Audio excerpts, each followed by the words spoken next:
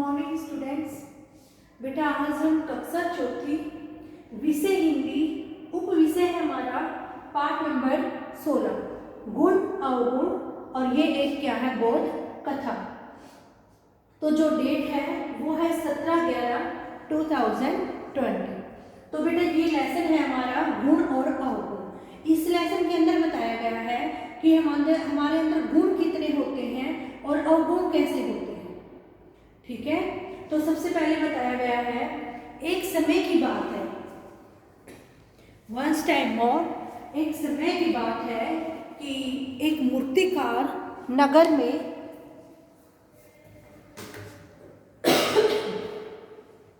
मूर्ति बनाने का बड़ा प्रसिद्ध था। एक मूर्तिकार था जो उनके नगर में मूर्ति बनाने का बड़ा प्रसिद्ध था। उसके द्वारा बनाई गई मूर्तियां ऐसी जान पड़ती थी मानो वे सजीव हो। सजीव हो मतलब कि वो बोलने वाली हो। ठीक है, मूर्तिकार को अपनी बेजोड़ कला पर बहुत घमंड था। वो जो काम करता था, जो मूर्तियां बनाता था, जो कलाकार था, उसको अपनी कलाकारी पर, जो मूर्तियां बनाता था उस पर बहुत ज़्यादा क्या था, उसको घमंड था। तो फिर उसने क्या किया,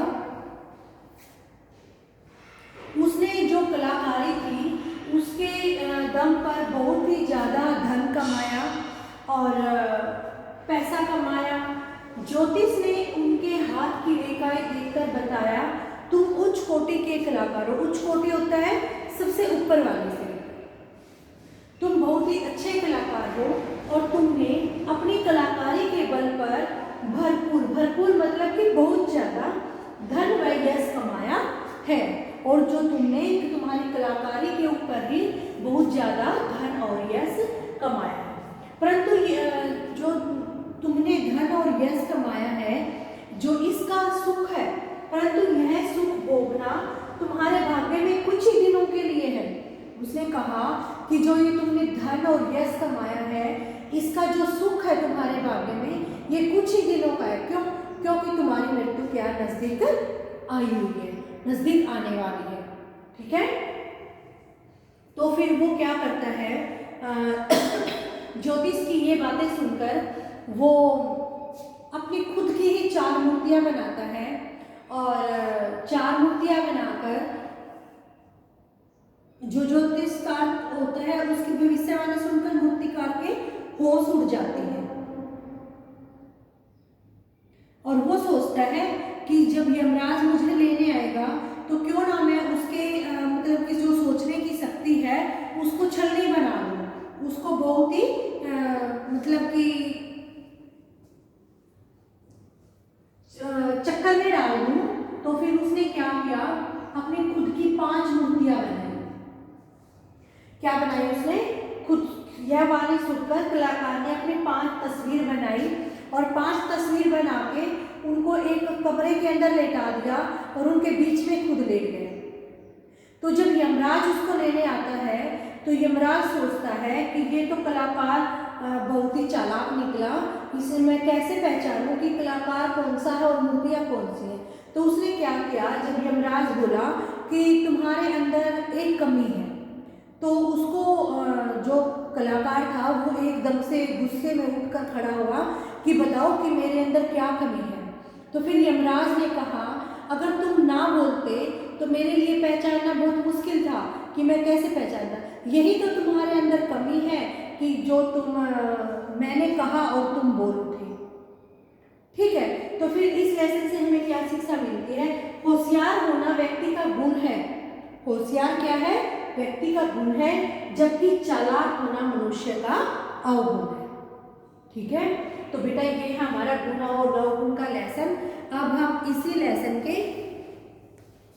बुक हमारी जो पाठ्य पुस्तक है उससे क्या करेंगे, रीड करेंगे।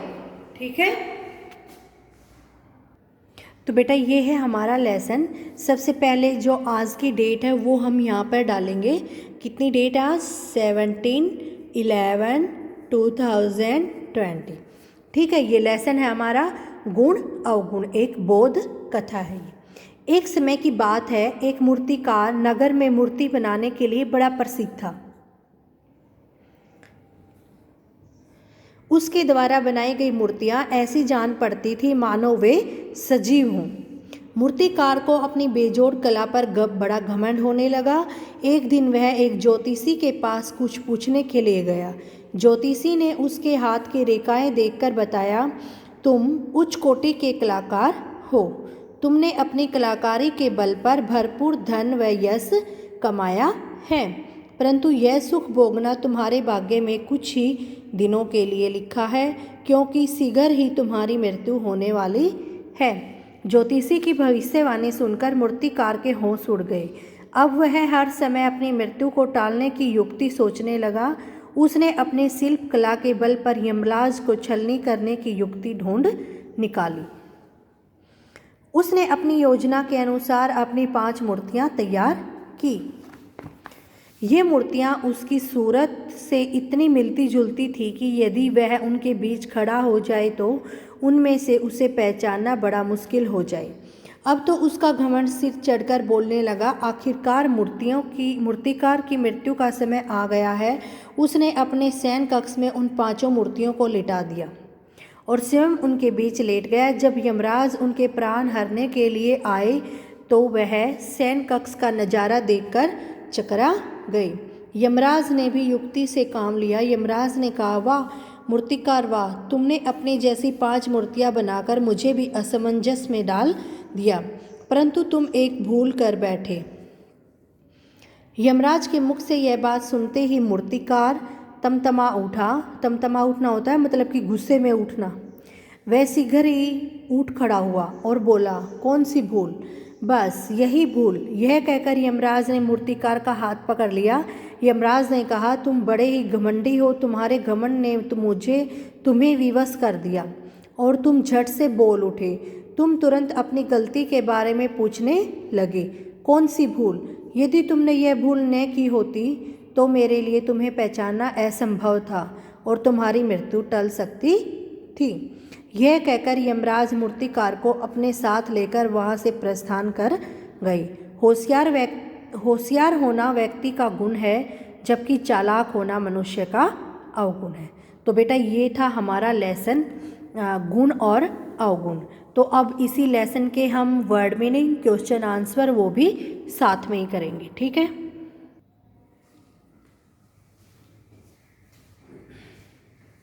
तो बेटा अब है इसी लेसन के कठिन शब्द। फर्स्ट है मूर्तिकार।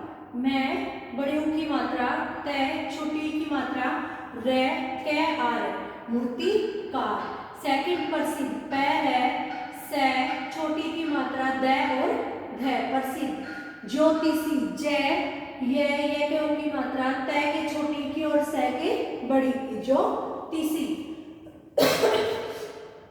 सॉरी, कुछ कोटि ऊ, आधा च, पूरा च, कै, ओ, टे की छोटी की मात्रा, उच्च कोटि।